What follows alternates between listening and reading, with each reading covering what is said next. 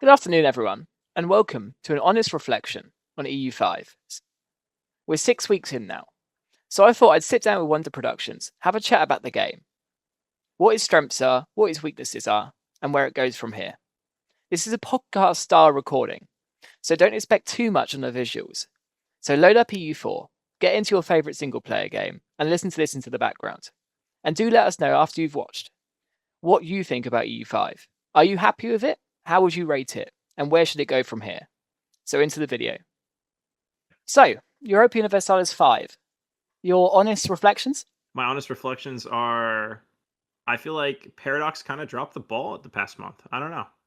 And you can definitely say that one again. It's an interesting conundrum. With the Christmas holidays coming up as well, so the current fix of where the game is at the moment is stuck for a couple of weeks, which, if they've managed to fix it in the latest beta, I mean, I'm not sure they have, but if they have, it'll be fine and dandy.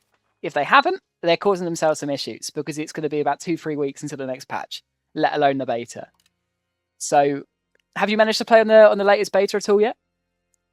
I have not, but I have been playing the latest patch, and I've also seen people post on Reddit, and it's pretty wonky. They kind of messed with vassal behavior. I don't know if you've seen that.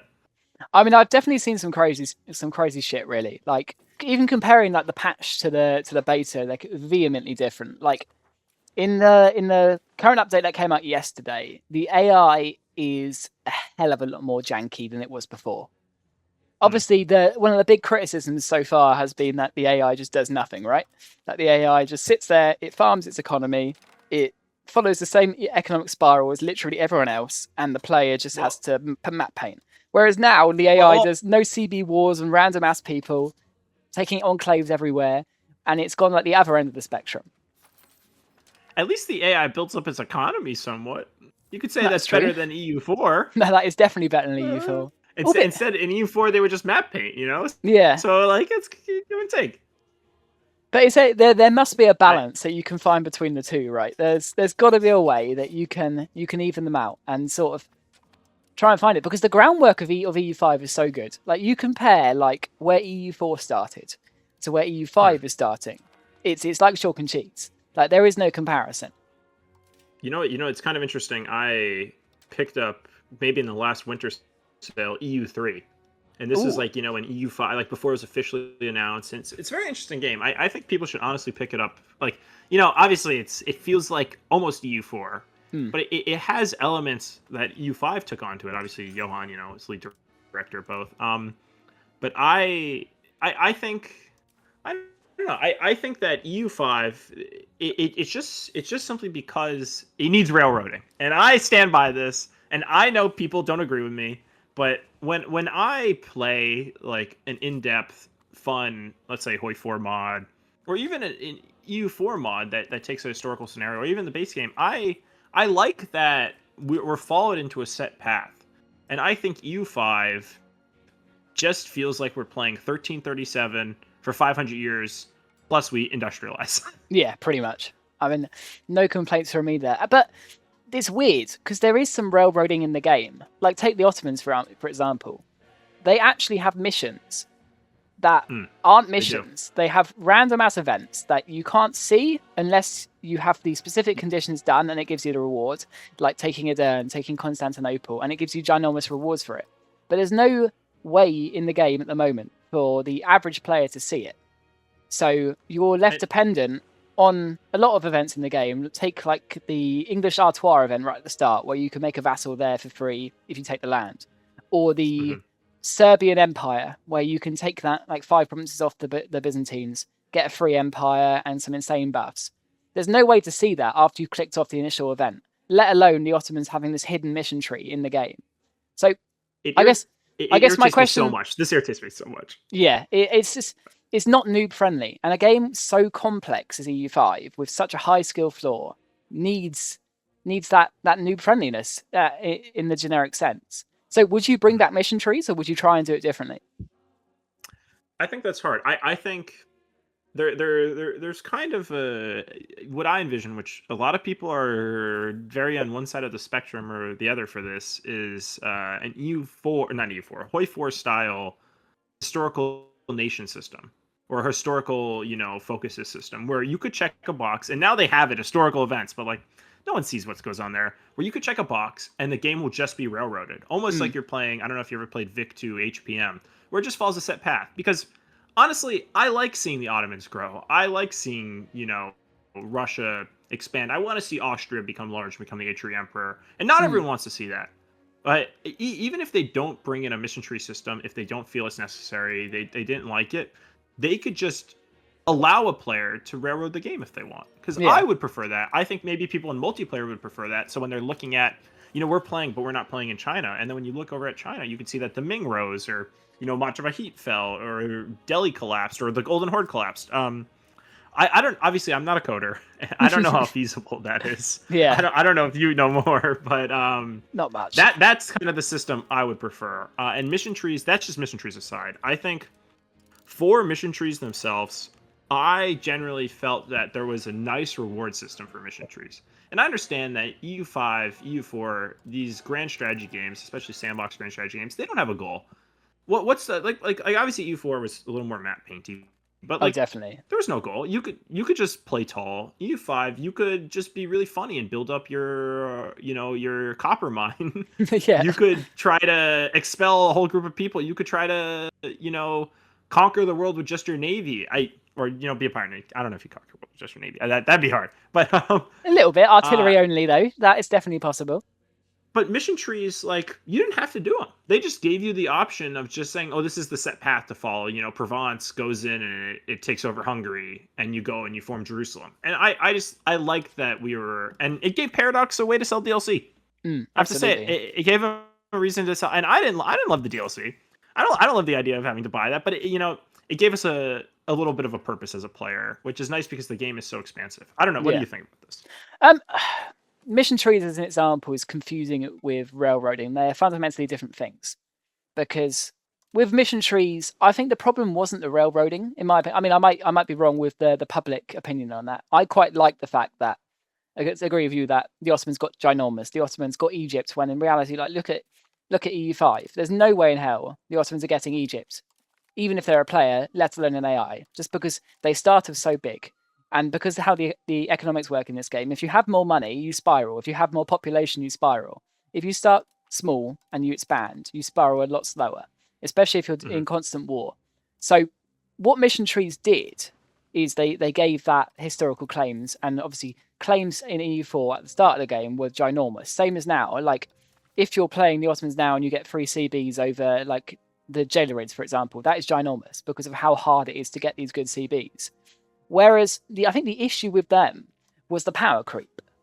Like, you look at when they first came out, like England's mission tree, like, oh my god, I've got a personal union CB on France. That's overpowered. Like, that is the greatest thing ever. Like, ban them. Like, they're that strong. Whereas at the end of EU4, England's mission tree gave them a personal union over Portugal, Castile, Aragon, France, Austria, Bohemia, and like claims over Egypt and the entirety of India. And it's just like that power creep sort of fed and killed EU4 as a historical simulator. It just became that map painter. And they've definitely reverted EU5 to that. They want it to be a historical simulator. And what they have done is they've emulated the 1300s very, very well, of being very, very slow, very, very build-uppy, very, very competitive. But they haven't found a way to migrate the game out of that and evolve it as it goes on. And I think they really need to work on that. Whether that's mission trees, I'm not sure. But the power creep, it will happen, especially when they start selling these overpowered DLCs. They need to be very careful, because if they go down the same path as EU4, it will become a very, very different game to what EU5 is at the moment. And whether that's a good or bad thing is up to the individual, right? But having that mix of being a historical simulator and a map painter game is a balance they can win. But if they go too far in one direction, then they could do damage. And let's not forget how Imperator Rome went. Like, we're very happy with EU5 at the moment, as a general rule, because we've seen how bad it can be. But you've got to think, we are not the average player for Paradox. We are they're hyper loyal, they're 1 percentile that will buy every DLC and will play MP and will have thousands of hours. The average player Are they going to get into EU5 at the moment? And the answer is no, because the skill floor is way too high. The skill ceiling is extortionate, but the issue isn't that, it's getting to that skill floor. Like when you have someone coming into the game and they're asked, oh, do I want to automate my trade? That's a good feature, but you get so much better benefits if you do it manually. Or what the hell does my population do? Oh, the Black Death has killed my entire country and I'm going to rage quit now and go play another different game. Maybe Minecraft for a little more peaceful experience. How do they balance that out? And especially when the game is changing every 5 minutes at the moment, with a patch every few weeks. Obviously, we've got this break over Christmas that I think we're all quite happy to have. But how do they balance that out? Keep the new players playing so they can build up that player base. I think they have to be honest with what they want. I feel the devs haven't really. They're just throwing stuff at the wall right now, which is nice. But they're not really going after the major glitches. And I know we were talking about one, which you can expand on more, because I actually have not played Iron Man yet, which is kind of crazy. I've just been enjoying. It is. I've been enjoying goofing off, and then if I have to cheat, I cheat, and that's. It's not like I'm not making a video like, wow, look at my great Germany game and I'm cheating. I'm just playing for myself, and if something goes wrong, I don't know, I throw a little save scum in there. See, all the honesty is coming out now. It's a skill issue at the end of the day, is it? Is it? But I do Iron Man for a video, just not if I ever make a video like that. But yeah, I think it's hard. I think they should set more roadmaps. And I really liked how they did the Tinto talks. And I think instead they should say, this is our 1 month plan for the game. Maybe there should be an easier way to submit glitches. They haven't fixed that Iron Man glitch, which is what I was referring to, related to being able to full annex nations that join your revolter tags in war. Yeah. Like I think they should make an easier process to report issues. I'm sure they must read their forums, and not to mention probably Reddit as well. Oh yeah, I know they read Reddit. I've seen Johan post on Reddit, but I don't know. I just wish they were more clear with what they want, because I feel like they're squashing one problem now and creating a new problem, and I almost wish they would slow down. And I like that we're getting this Christmas break, but I think that they should just stop throwing out so many patches. If a patch is good, they should say we're going to spend the next 3 weeks trying to get something a little more substantive out there. Oh, absolutely. And it sort of feels at the moment that they're using the player base as a beta tester. But we bought EU5 not as an early access game. Like, if you're going to announce your game as early access, like a lot of companies do these days, saying like, right, the game isn't perfect, we need your help. Please tell us like what glitches are happening, what's happening, like what is going wrong, and what feedback so we can learn from it and make a good game. Whereas at the moment, they've released it as a double A game with a decent price tag for what it is. I mean, I'm quite obviously British, and it's £50 for what EU5 is, and I don't think that's quite a bad price considering the state of the game at the moment. But every patch they do, they make these new glitches. Like we've just had, as you mentioned, the annexation glitch, which is in Iron at the moment.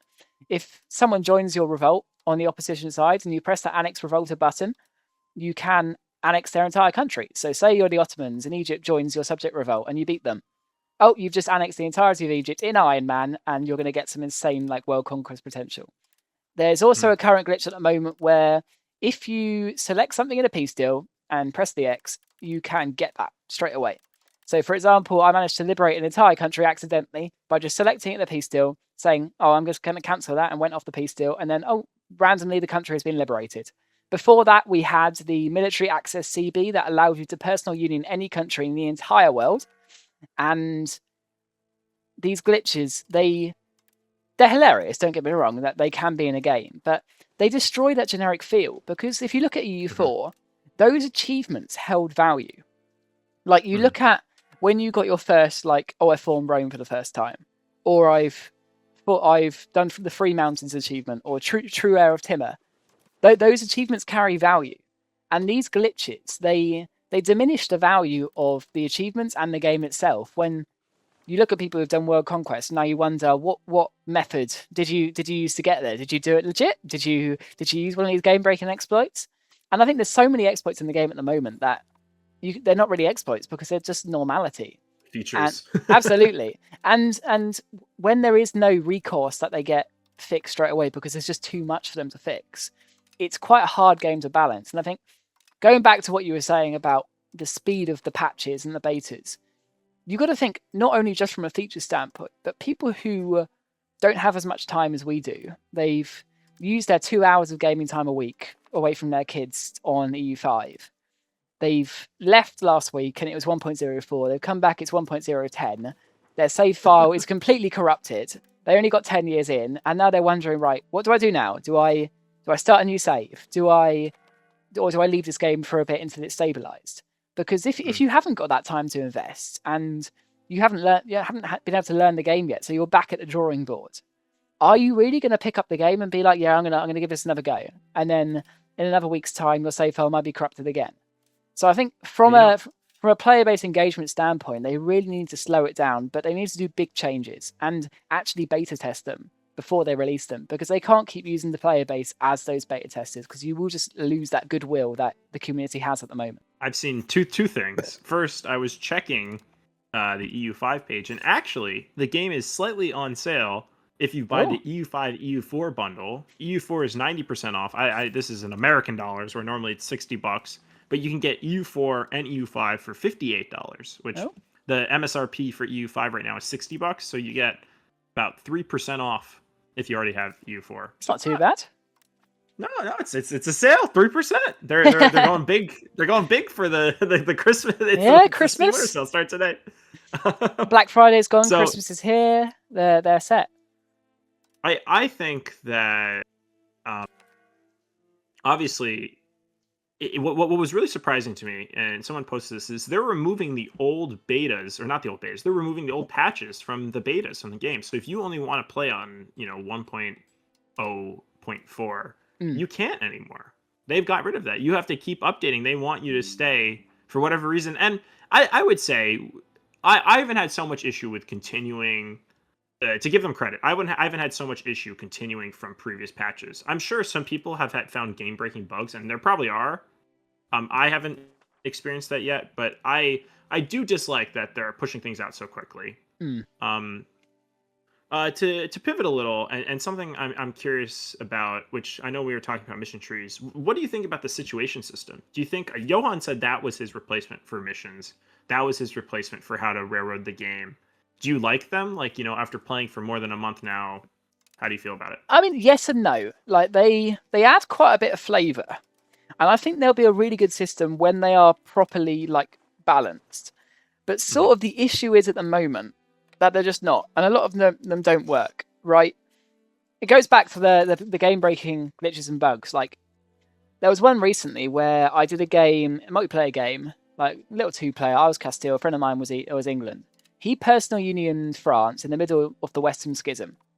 Now, that caused the entire Catholic religion to break and stop working, because the game didn't realise, this pope has now disappeared, it should go back to the previous pope. It just said, there's now no pope, so the Catholic religion is bust. Which is quite a game-breaking thing, and it completely destroyed our save. And you look at, the Italian wars. When you're a player, you expect the AI to actually do something. And at the moment, the AI doesn't really do much. They may send some diplomatic requests to try and change the factions around a bit, but they're not going to start embarking on a gigantic conquest of Italy. Like how the AI would do in EU4 if they're trying to reign in Italy. The AI would actually try. It would be hard, don't get me wrong, but they would try. That's the same with The Rise of the Turks, obviously. Just if you're playing as a player, it's great, but the AI doesn't do anything. And and Timurids also. It's very interesting. I saw a post from Johan. Don't know where I saw him, but he said that they're not actively working on fixing the Timurids right now because it's just not a priority. There's so much else going on. I mean, I guess it's nice that a player can play them if they wait 100 years, but why even have it in the game if it's not ready? Yeah. Some people said that was the same about, a lot of features around the world where they're like, instead of making certain things unplayable, they're like, let's just push out Japan. And Japan doesn't really work. Not as many people play Japan. And I'm sure they're going to do a DLC in it. I know they're already working on a Byzantium DLC, and I imagine that maybe it could be 2027 before they do a Japan DLC. But honestly, I would have almost preferred that if something wasn't ready, they could have just taken the CK2 style, or even CK3 with Republics, just make something not playable. Yeah. Why release an unfinished nation? Like they've done that for other games, and I know it's supposed to be sandbox. They already have unplayable nations, and that's the if you're a non-settled country. Why couldn't they just say Japan's not ready? We're not going to play it, or even I mean, we talk about a lot of different countries that we feel are unready, but they just don't have to add the stuff. No, But they don't. obviously they tried to make it as thin as possible and as wide as possible. I mean, there is like some recourse in the game where that is sort of happening. Like to give like Central Asia a look, like nothing happens there. Like there's this whole like Ilkhanate system that just is completely defunct because no one does anything about it. Like the Jailerids are a ginormous country that never do anything in the entire game. So there are these defunct countries that just don't really work at the moment. So I mean, I would go down the same angle as you. Why not just make them unplayable and let the rest of the game balance itself out first? Because if you've got these big land masses that just are there, they're taking up computing space because I mean, I'm sure we'll get into this in a bit, but EU5, if you get 150 years in, even on a really good PC, you're going to struggle because there is so much going on and it's not very well optimized when you're 200 years into the game. The game slows down, you need mods to improve the tick speed. And so why could they not sort that issue out a bit? Why by making it a bit simpler? Because you've got to think also about where people play. And EU4, they did a lot of work on India and China and Japan, but that came later on. At the start, it was quite bare bones, and people just played in Europe. Like it's europauniversalis. It's not.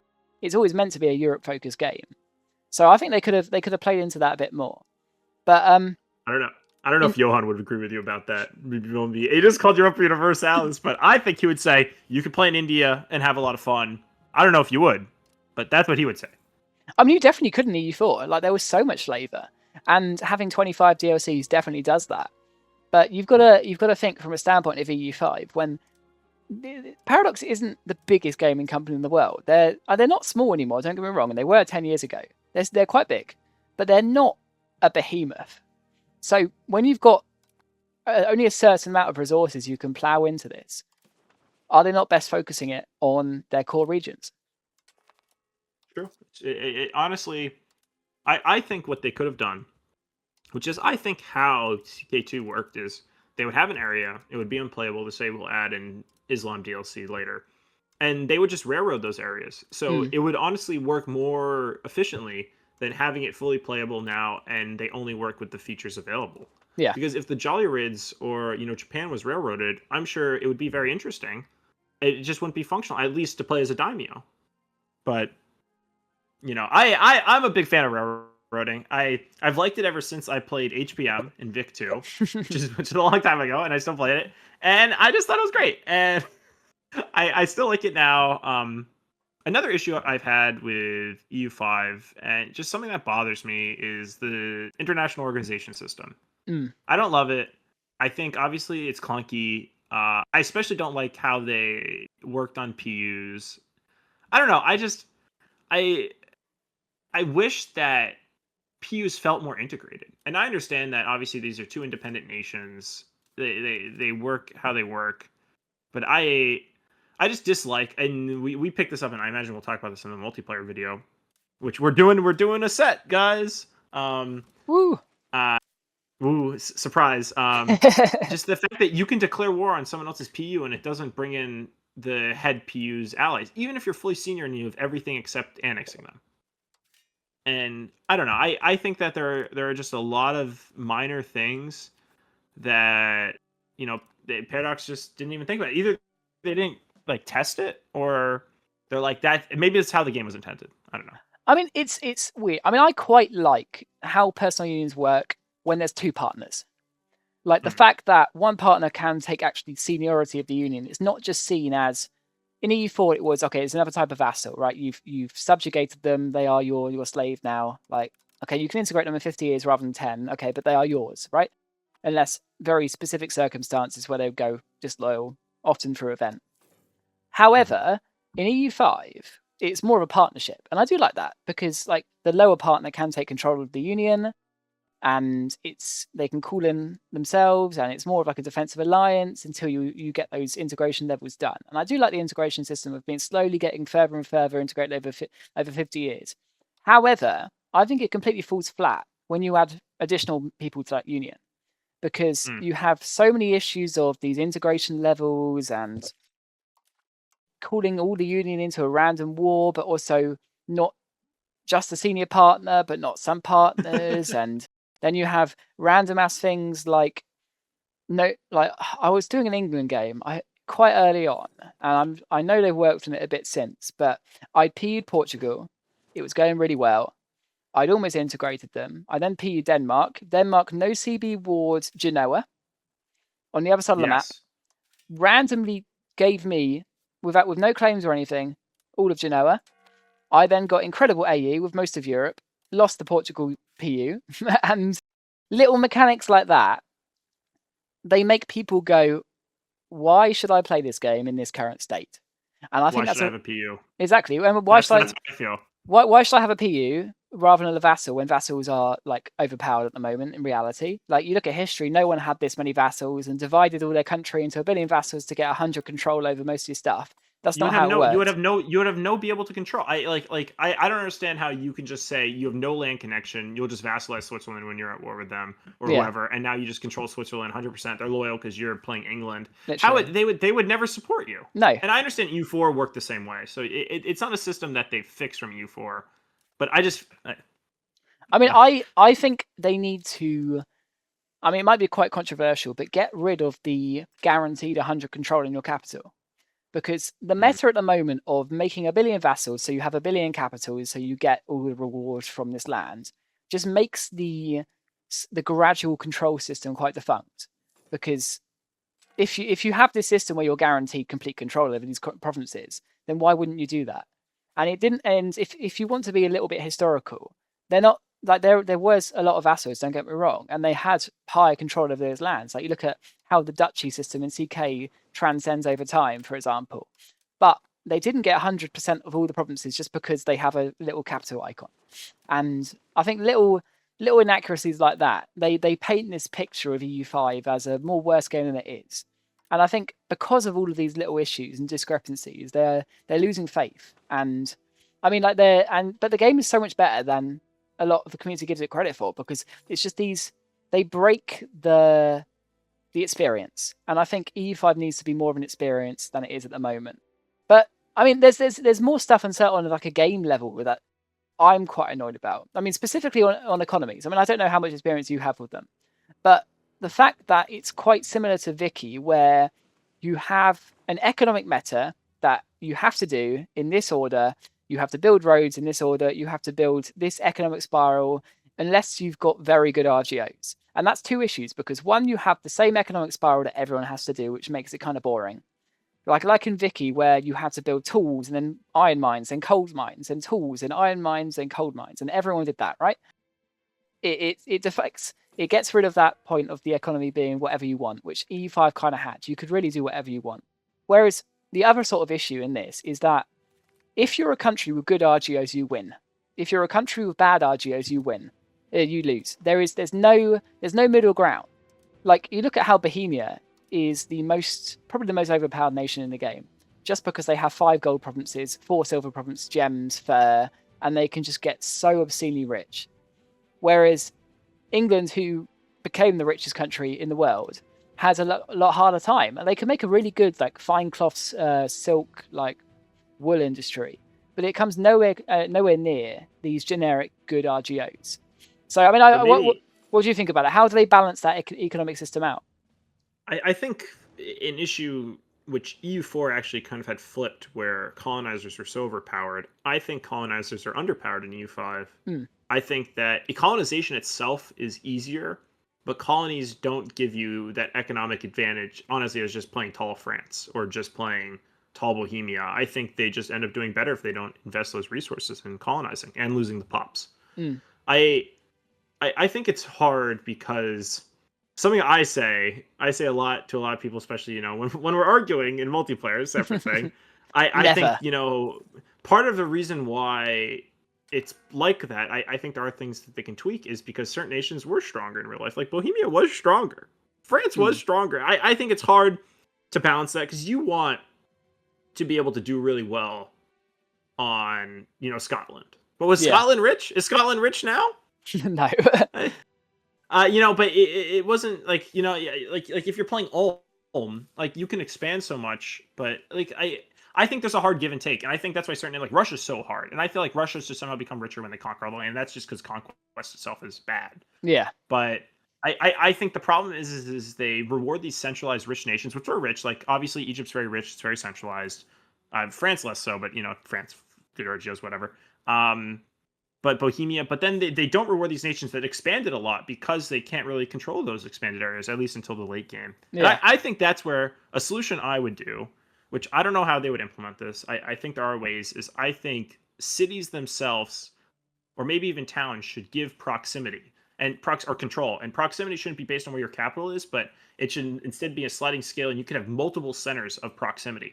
Yeah. So instead of just going from just your capital, maybe it would be every city. Obviously, certain countries don't even have cities, so then maybe it'd also be your capital and every city. But it would give you a real reason to upgrade to a city. Because if you're France, you have, I don't know, 20 cities around your country. Each of them, maybe your capital would give more, but each other city would still give some proximity, almost like having a bailiff. Yeah. And I think that would make sense, because if you have, like, obviously, it's not really accurate, because just because you conquer a city, if I just conquer Cairo and I'm playing Ottomans and whatever I enter, doesn't mean I should get, it's hard, because then it doesn't really mean you get proximity, because you wouldn't really control Cairo even if you took it over, because would they really support you? No.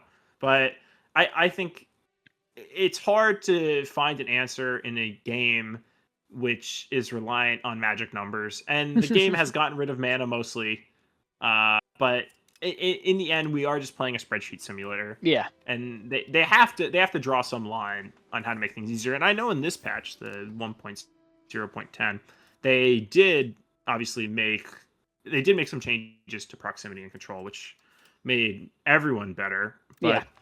I don't like the capital only thing. I really don't like it. And I just think it discourages you from expanding enough, at least until the late game. And especially if you're a landlocked nation, like I think if you're playing Bohemia or not even, if you're playing a German nation and you don't have a coastline, like you don't get proximity from your coast and you only get from rivers, I still think you could probably control most of Germany. But you just can't, because it's far away from your capital. If your capital's in Berlin and you conquer down to Bavaria as Brandenburg. Yeah, and this meta of like moving your capital as your nation sort of grows is something that never happened throughout history. That was their base of power. They're not changing that. But whereas in EU5, you're rewarded for doing so. But going back to that mana question you raised, do you think it's a good thing that they got rid of mana? This is really controversial. I know mana is abstract. And I know people like the concrete numbers. This is how much literacy I get. This is how fast I can research. But they didn't fully get rid of mana in this game. Obviously, we have stability. Stability is just mana. Stability is mana. I'm sure there are others. I mean, you don't really spend, but mainly stability is mana. I don't mind the concept of collecting magic power points. I never hated it. I think it added some gaminess to the game, but it made it feel like a board game. And the Europa Universalis series is a board game series, and I know they don't want it to be anymore. They really want it to be a simulation, but it is a board game series, and I think having a little mana, one, makes you be able to plan decisions a little more. I think EU5, the time horizons for doing things now are in the decades or hundreds of years, which is why you honestly need a speed tick mod. Yes, first, mana kind of gave you kind of an easier conceptualization of, I need 800 mana points. Well, in EU5 I never really need 800 mana points. I need like 600 whatever for this tech, or I need 400 for this idea. I need this much to core. Maybe you need 800 to core if you conquer a lot of land. First, now it's all based on time and, how long's my research speed. I feel like I'm doing math. And the cabinet as well, yeah. It's too much. It's too much math. I like my magic power points. But maybe that's just because I like games that are simpler. Not to say EU4 is simple, but I think when you I don't know, I had 3,000 something hours in EU4. So if you're playing it, in EU5 is a new experience. But I actually thought EU4 was complex enough. But maybe I'm just stuck in my ways, and I was potentially. But no, it's a balance they've got to think. But like, obviously the other major exclusion of EU5 is the idea system and how that developed in EU4 and was all encompassing in EU4. Whereas in EU5, it's there in terms of your innate country buffs, Yeah. but the system is very different. You can't really modify a stack like you did in EU4. You can to an extent. Like a perfect example of that is if Sweden forms Prussia, you can still get your 40% infantry discipline, and that's obviously insane. But that's a rare example of something you can use it on. And obviously, it all boils down to the tech system. So, I mean, I quite like the tech system actually because it gives you a lot more specialization with how you spend that resource.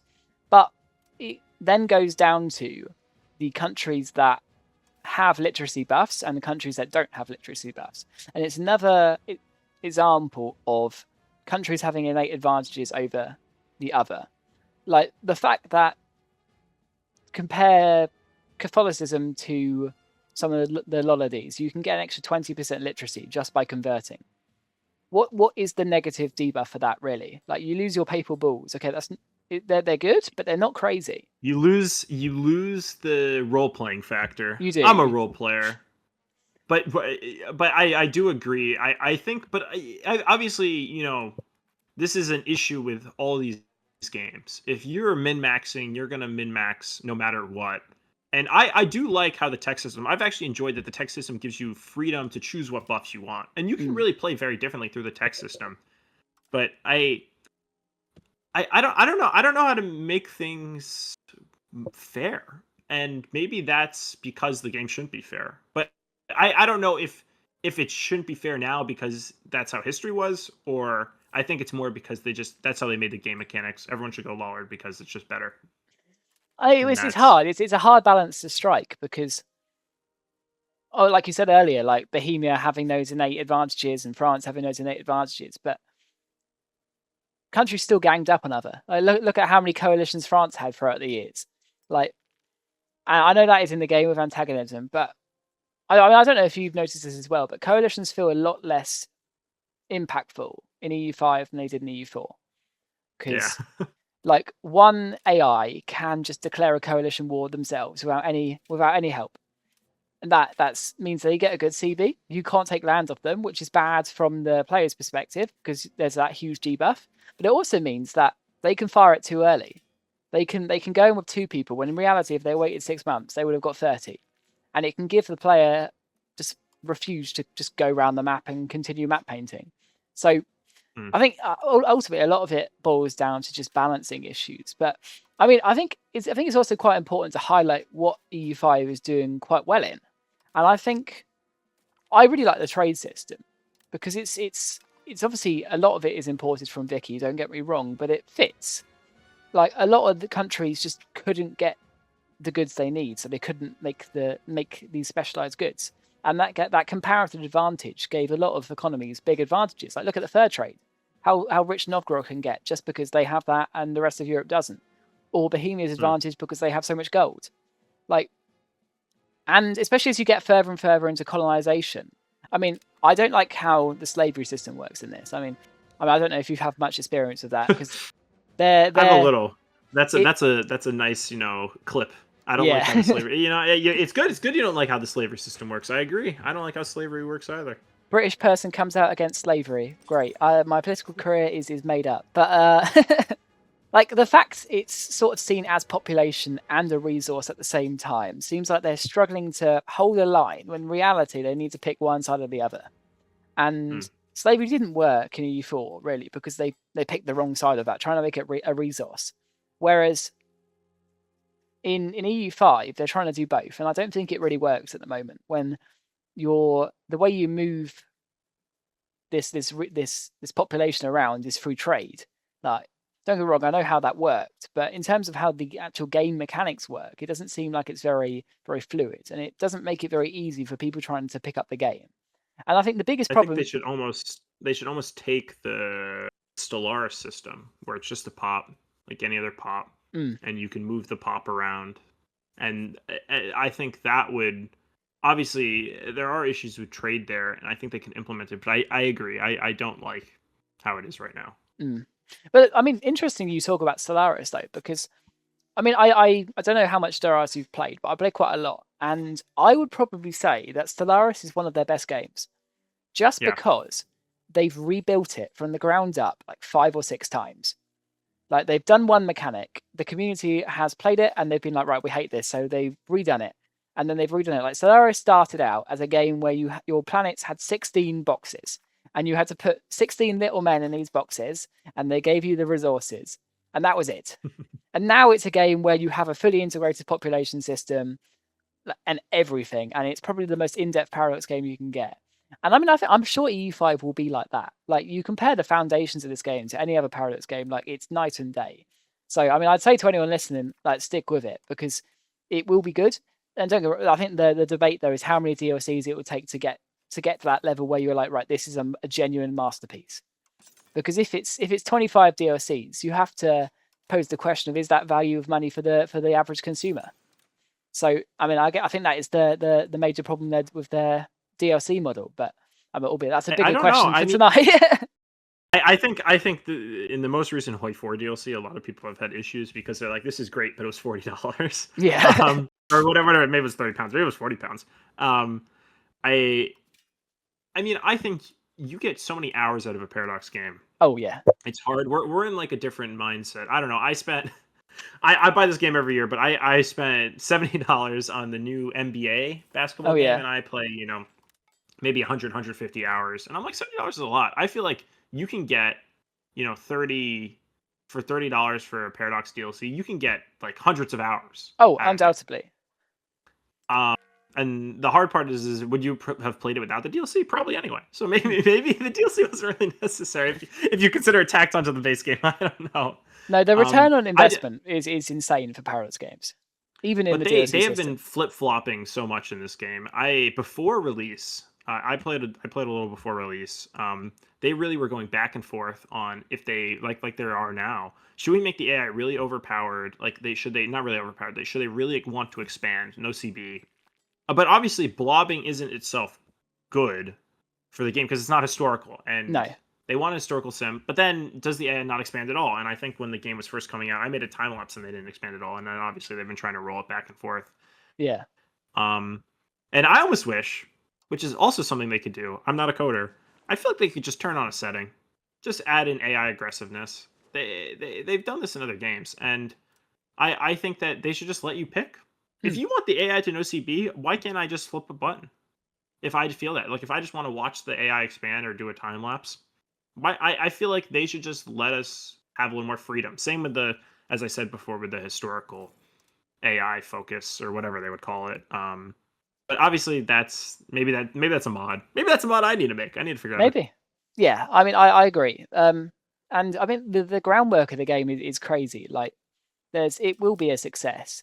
It's just these like nagging little issues, like the AI aggressiveness. They take you out of the experience of the game. And I think what made EU4 special was that it was an experience. You got completely involved in it, and there wasn't these like game-breaking things that tore you out of it, or the fact that nothing happens or everything happens that tears you out of it. And you've got to immerse yourself. And I think like one thing that's been really bugging me recently is just how many pop-ups you get. Whether it's the little crappy tooltip system at the top, or just events that pause your game if you're in single player, or clutter your screen if you're a multiplayer. Like, why am I in single player getting my game paused because the 100 Years War situation has started? Like, that happens every game. When I'm playing Tunis, like, what sense does that make? Or why is just my screen getting cluttered by all of these useless events? Like, okay, sure, I get the ones where like, even if you're taking 7 ducats from me, I want a choice whether I want to get some estate satisfaction gone or 7 ducats. But there's a limit, and the screen should only pop up so much time, because when it becomes a chore, it's not a game anymore, and it breaks that immersion. That's how I feel about Vic 3. Let anyone know. I like Vic 3. That's why it is a good game. You're a big economics guy. Yes. I've lately been drawn a lot to Crusader Kings 3 and Stellaris and Hoi 4. I don't know. All the games, everything.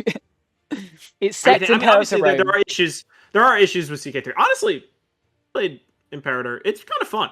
This is a no Imperator zone. I have grudges. Have you played Invictus? Invictus is so fun. You should play it. It's I've honestly a refused. great. I have refused. I hold It's a too good much of a mod. I mean, grudge. it's like it's like EU5's half-baked cousin. But Mm, Invictus is fun. They added a lot of flavor, and I honestly, that's probably what I'm waiting for. I'm waiting for we need some good mods. I yeah. think the mods are what would really bring this up. So, I guess the real question is EU5's honeymoon period over? Uh, Probably, to be honest. Like, but where do they go from here is the bigger question.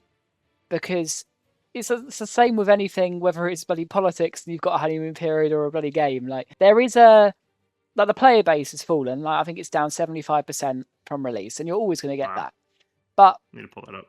if you compare EU5's graph to something like Hearts of Iron, Hearts of Iron started well. It went down, but update after update, DLC after DLC, it grew and grew and grew and grew and grew, and now it is their best game in their franchise, and they average hundreds of thousands of players at peak hours, much more than they did on release.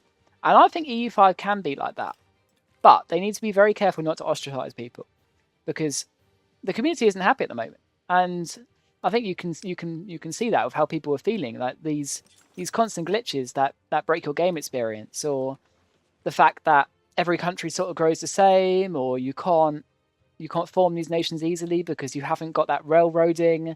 Like, why does You don't even know Castile how to form a nation. You can't even exactly? see it. Yeah, Can't even see like it.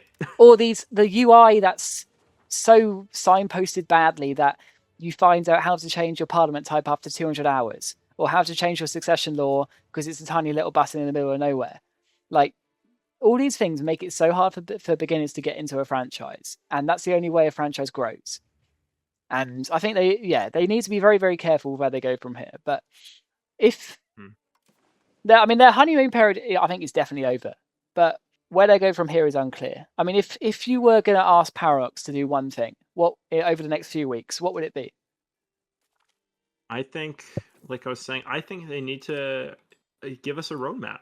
I think they Mm, need to say what DLCs they want, and maybe they can't do that. Maybe they don't know. But I think if they told us, in 3 months we're going to release a patch and we're going to release these things, these free features. That's what we're working on. mm, And I think that transparency would be so appreciated, because then I wouldn't be rushing. They're like, we know there are glitches. We're going to work on these glitches. Maybe they can't fix them right away, but they should just let us know. yeah. I think they were so good. I'm saying I think a lot. They were so good because I'm really thinking about it. They were so good pre-release about this, and now they've kind of gone back into their shell. Mm. I don't know why. What about you? They get a bad rap because if you look at the reviews for EU5, like they are still brilliant. Like, for a release game, they have got, in terms of English reviews, 81% of English reviews are positive. Recent reviews, 79% in the last 30 days are still positive. And if you compare that to a lot of the games that are coming out recently, like we spoke about Civ 7 earlier, and how that's gone down in their community, like it can be a lot worse. And I think they're getting quite a bad flack for it. But they're definitely being told the issues. It's up to them whether they listen and whether they put in the man hours to fix it, or they go down the route of fixing it slowly, like they did with EU4. Like, get a generic base game, make sure it's stable, and then we will put these big core features in through DLC. Like, if you go back to EU4 and you look at the difference between pre-Art of War and after Art of War, it's like Mm. I couldn't play the game before it, even though I did at the time. Like, adding in the ability to have a wife, for example, or to transfer a province in a peace deal. Like, how did people play without these features? And I'm sure EU5 will be like that. But they need to be very careful, because the community is in a state where people they're happy with the base version, but they want change. So they need to give them change, otherwise they will lose that goodwill. But whilst the honeymoon is over, I do still think they have that goodwill. They're definitely not in midterm territory yet. But if they don't pick their act up, they will get there. So they need to be very, very careful and push through, really.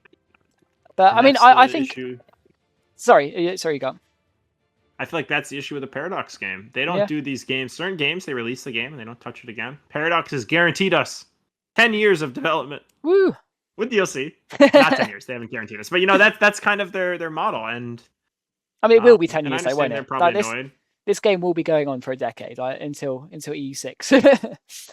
So that's how they have to. I mean, that's what they expect from us. That's what they offer, and I don't think we should expect less. No, but I do think it's quite prudent to also point out what is good in EU5 as well, because it's very easy to talk about what we're unhappy about when we're just using these amazing features that we're really enjoying, like how good the trade system is, or how integrated the economy system is, or how much flavor whilst the Black Death is really hard to overcome, don't get me wrong, and you have your choice of whether you accept it and let it roll over you, or you try and fight it and potentially get murdered 50 years down the line by it. But it changes your game, it forces you to adapt to it. And I think we spoke about situations earlier, but the Black Death one is a perfect example of what it should be.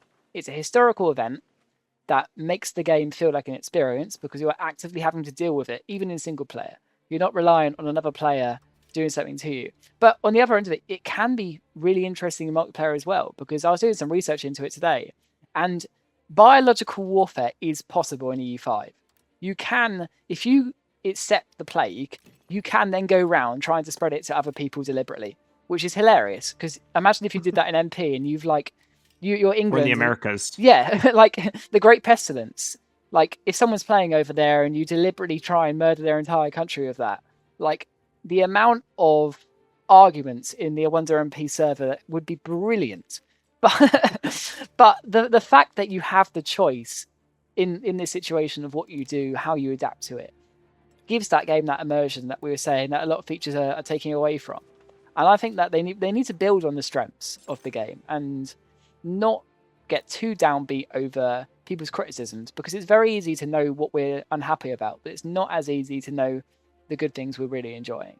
And I think we have to be quite objective and say, look, for a 1.0 Paradox game, EU5 is brilliant. Like, just look at Imperator Rome. Like, I know I hate Imperator Rome a lot more than some other people, but they abandoned it, man. They abandoned it. It's not the game's fault. It's them. They had a bad launch. They did. They had a really put too much into it. They gave up. It was fun. But EU5 won't be abandoned. I mean, I can't say that with certainty. I don't work at Paradox, disclaimer, but it won't be abandoned, let's be honest. And I think there is a diamond in the rough here. It's definitely in the rough, but there is a diamond there, and we just need to keep the faith, really. I think on that note, that's a good place, I think, to bring this conversation to a conclusion. I hope you guys enjoyed. Yeah, subscribe to Wonder Productions. There you go. It's going to be a collaboration, which I don't know how that works. We're going to figure it out. If you've made it this far, thank you so much for watching, or more likely, listening. If you like this style of content, do let us know. There's a bit of a novel one and a collaboration too, so lots of new things in the picture. But have a bloody brilliant Christmas, and if you haven't subscribed yet, please consider doing so. Have a great one. Catch you guys soon.